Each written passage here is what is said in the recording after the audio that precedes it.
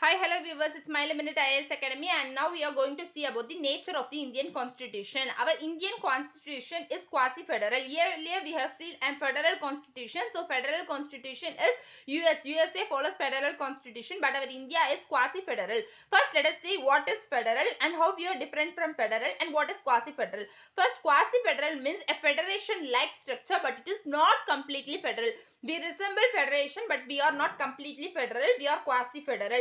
There are two types of constitution. Earlier, I have said written constitution as well as unwritten constitution. Written constitution is followed in US as well as India, whereas unwritten constitution is followed in UK as well as UK. Let us say UK. Unwritten constitution is followed in UK, and we can divide constitution based on whether it is federal or not. So, one type of constitution is federation. So, we have federal constitution. Another one is unitary type of constitution. What is federal constitution? Federal is nothing but it is a group. Group has a power. So, in federation, it's group rules. A group has a power in which there will be distribution of power. Power will be distributed among many persons, whereas in unitary the power will exist in one person's hand. It is a single person rule. Unitary is single person rule, whereas federal is a group rule. This is federal as well as unitary, which are types of constitution. We follow quasi federal. So let us see what are the features in federation.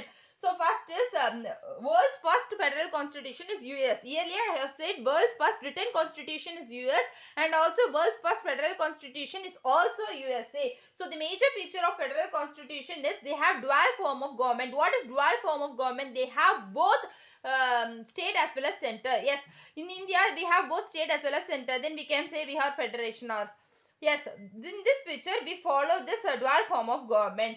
Then there will be division of power or distribution of power. In India also we have division of power, right? We have seen in a schedule. So in which schedule we have seen?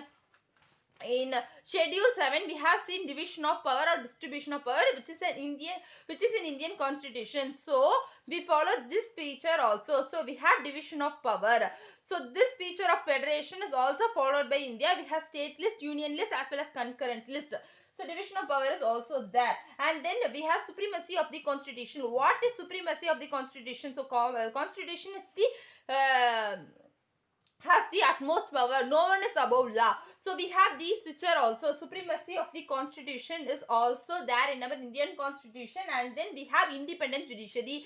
So independent judiciary, for example, Supreme Court and High Court, they are not influenced by anybody. They are not influenced by any ruling government or anything. So that is called as independent judiciary. In India, we have independent judiciary. For example, we have Supreme Court as well as High Court. We have not only the independent judiciary, we also have integrated judiciary. We can go for appeal, right? If we can approach the lowest court. After approaching, we can go for appeal, and we can reach up to Supreme Court, right? That is integrated. So we have integrated as well as independent judiciary.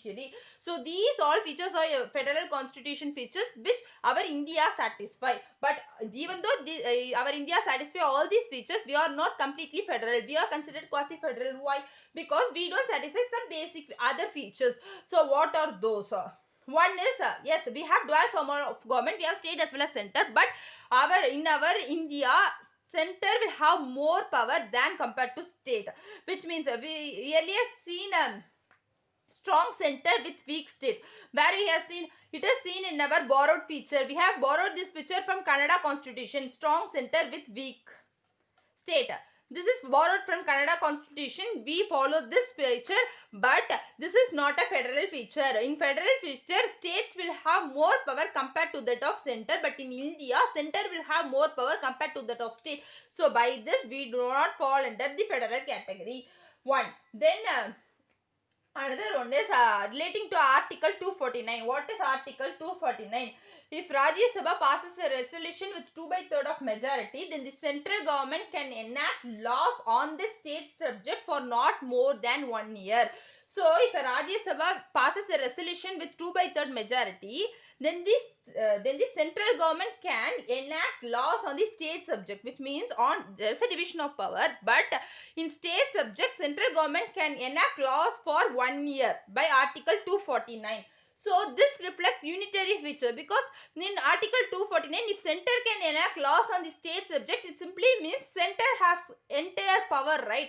It reflects a unitary feature. Article 249 reflects a unitary feature, so it does not follow the federal type. And during emergencies,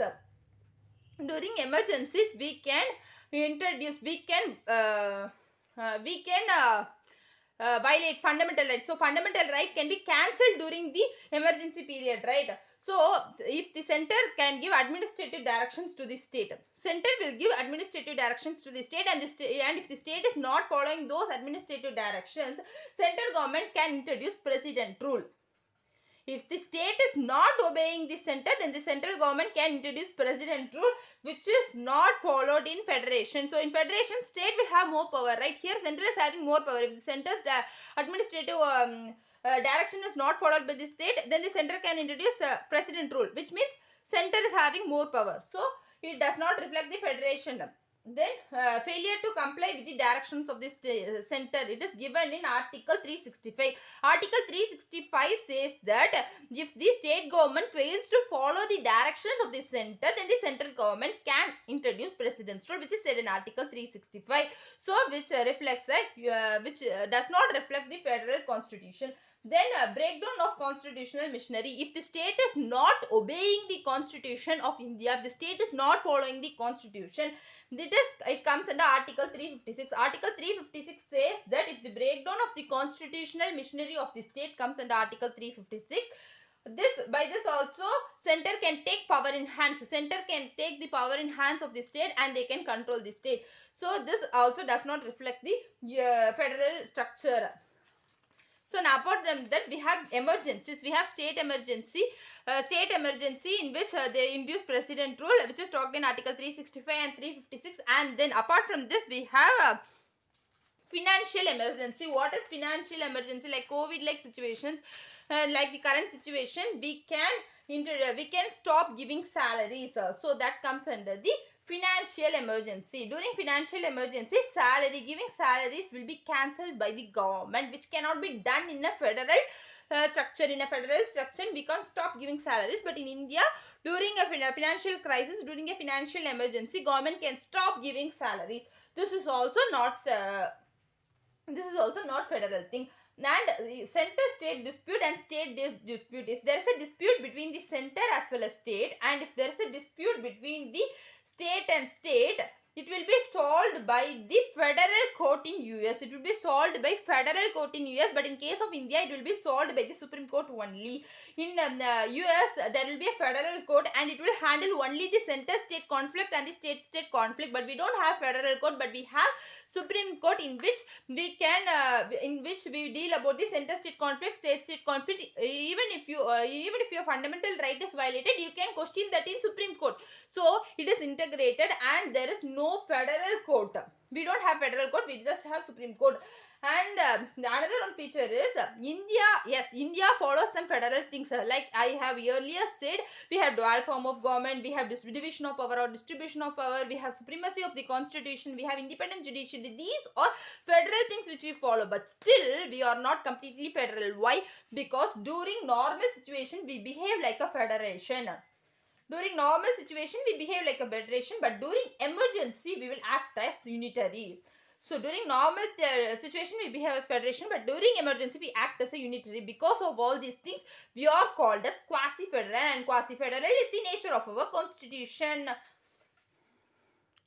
So we have discussed about the nature of our constitution. After this, now let us discuss about the salient features of the constitution. What are the salient features of our Indian constitution? First, our constitution is borrowed from many other constitutions which I have earlier discussed. Our constitution is borrowed from Russia, France, Germany, US, Canada, Ireland, Japan.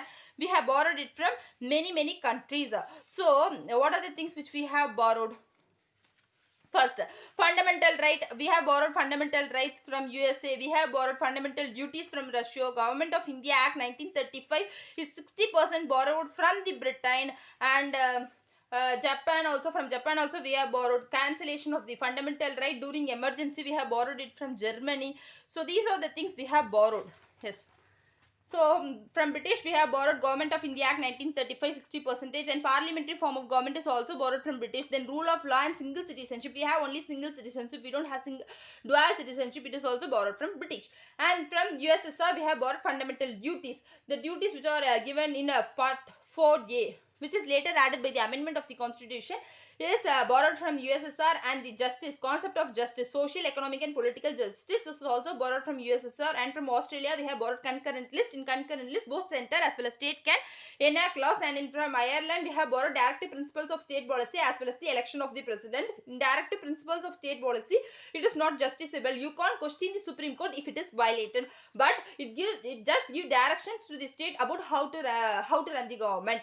Then from US we have borrowed fundamental rights, preamble, independent judiciary and vice president concept, and impeachment of the president concept is also borrowed from the US constitution only. And from Japan we have borrowed procedure established by law. And from Germany only we have borrowed suspension of fundamental right during emergency, we can suspend our fundamental rights during emergency. And from Canada we have borrowed strong center with weak state. So we have strong center with weak state, which is not a federal thing, which we have borrowed from Canada. Then from France we have borrowed the concept of republic, liberty, equality and fraternity. These are the concepts which we have borrowed. So in salient features we have borrowed, we have some borrowed features.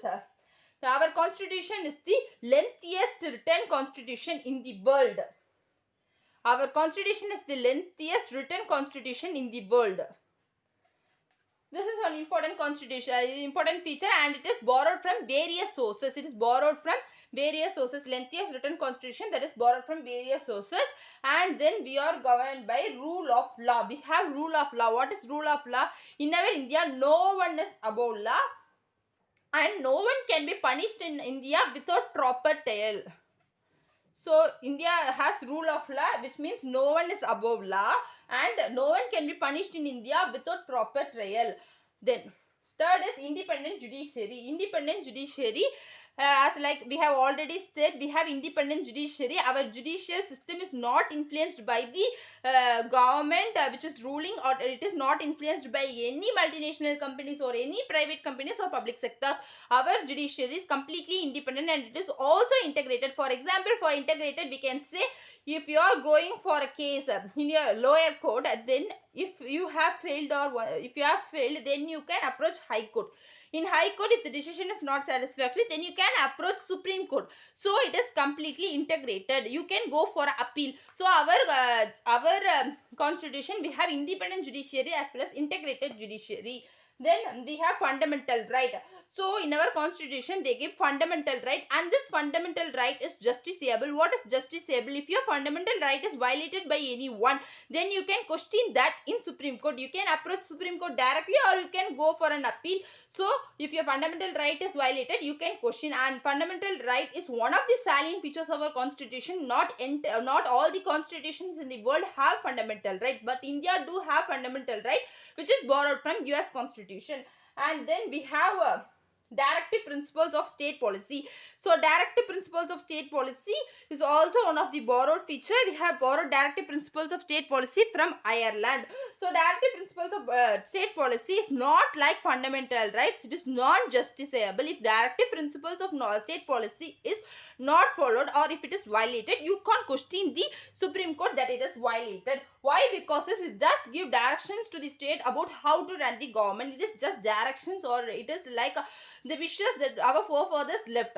So it is not questionable. You can't question that in Supreme Court. Directive principles of state policy is also one of the salient features of our constitution. Then we have secularism. What is secularism?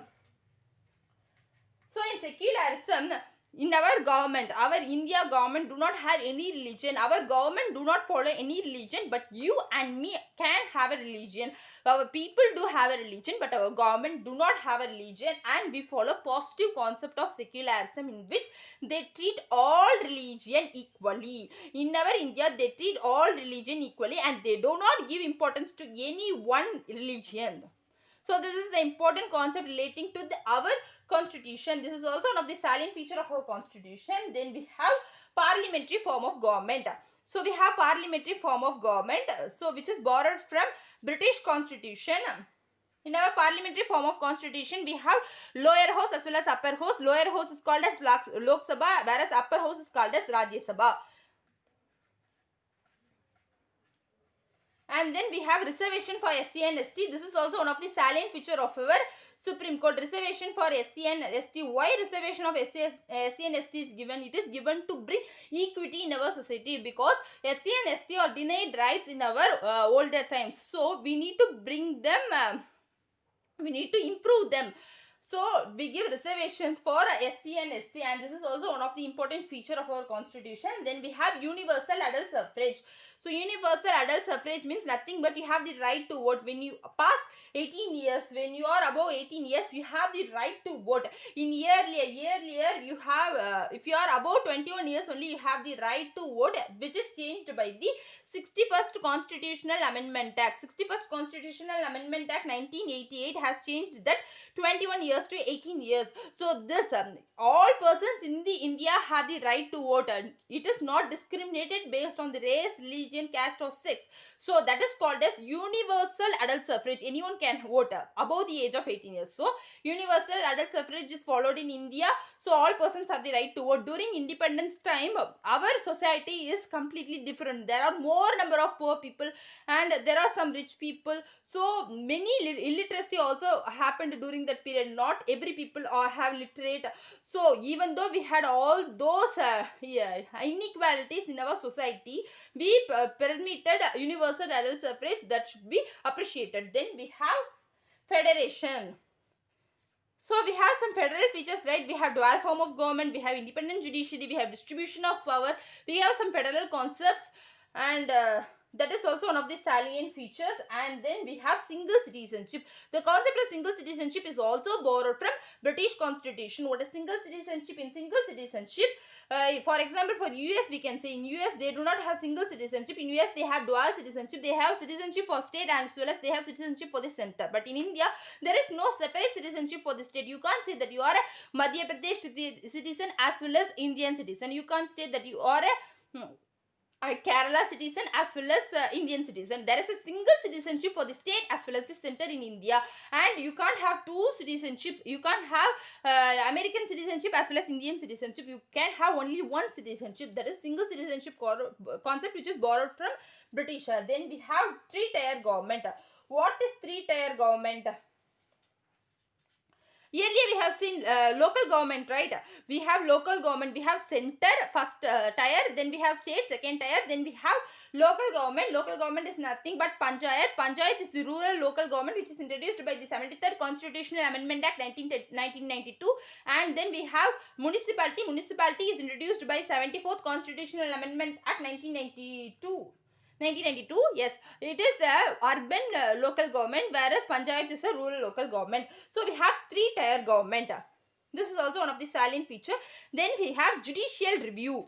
So if parliament is the one which is enacting laws, and if the law does not follow the basic features of the constitution, then the Supreme Court can question that law and they can cancel that law. That is comes under judicial review. So laws is passed in the parliament, but if it violates the fundamental rights or any other basic feature of the constitution, it can be cancelled by the Supreme Court if it is proven.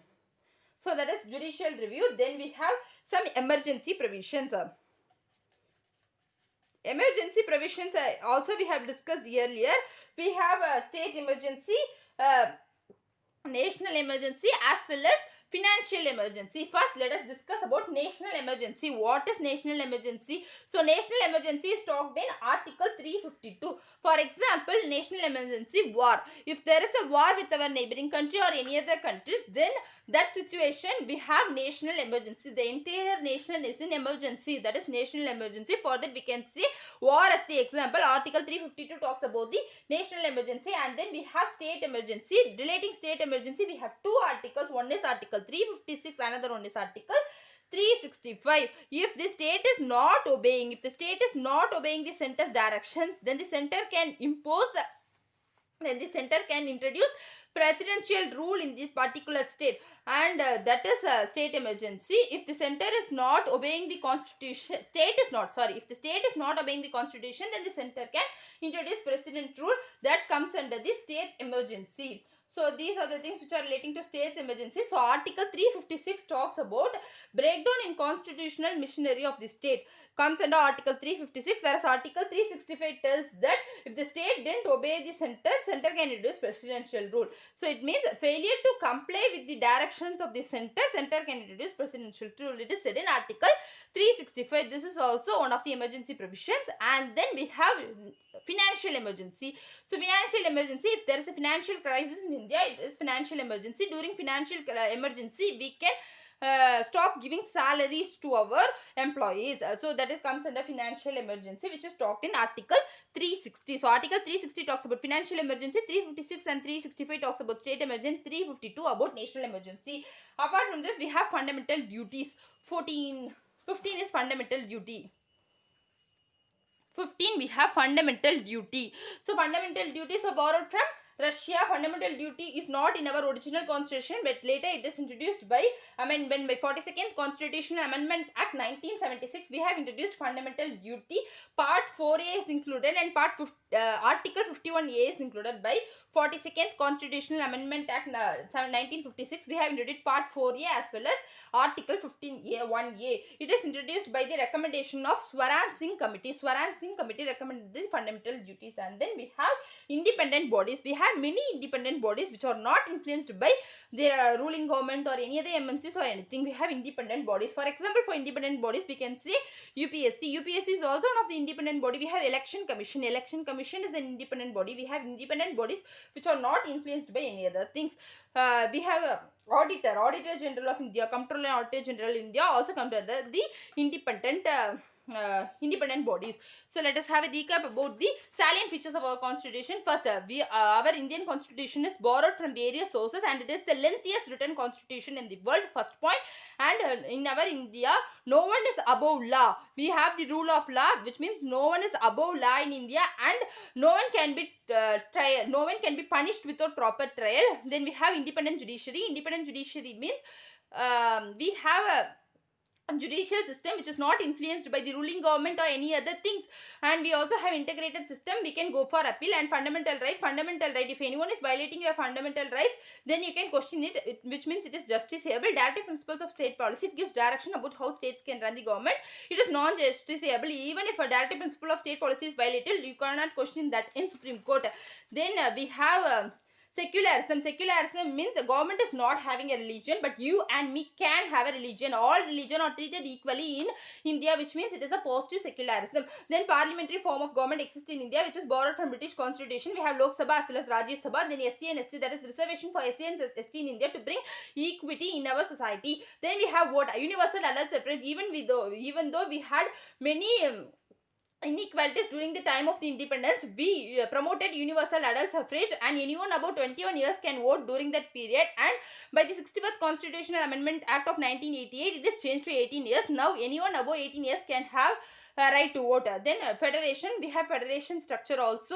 We have dual form of government. We have center as well as state. We have independent judiciary. We have distribution of power. These are federation structure, concepts which we have. Then we have single citizenship concept, which is borrowed from Britain constitution. Britain had single citizenship concept, in which there is no separate citizenship for state. We don't have separate citizenship for state as well as center, but in US they follow separate citizenship for state as well as center. Then we have three-tier government. In three-tier government, we have state, center as well as rural local government. For example, we have panchayat as well as municipality. Panchayat is a rural local government, whereas municipality is a urban local government. Then we have judicial review. Judicial review is nothing but if a law is passed in the parliament, and if it is found that it is violating the fundamental right, it can be cancelled by the Supreme Court. This judicial review. Then emergency provisions, we have three emergency provisions. National emergencies relating to war. State emergency, by introducing presidential, in that they introduce president rule. For example, for state emergency is, if a state is not obeying the center's direction, then the center can introduce president's rule. Then financial emergency, during financial emergency, the center can stop giving salaries. Then we have fundamental duties which we have borrowed from Russia. So we have some duties also. Even though we have some rights, we still have duties as a citizen, which is introduced by the 42nd Constitutional Amendment Act. We have independent bodies. We have certain independent bodies. For example, we have UPSC and Election Commission, UPSC are some of the independent bodies. These are the salient features of our constitution. In our next video, let us discuss about the preamble of the constitution. Subscribe to My Minute IAS Academy. Thank you.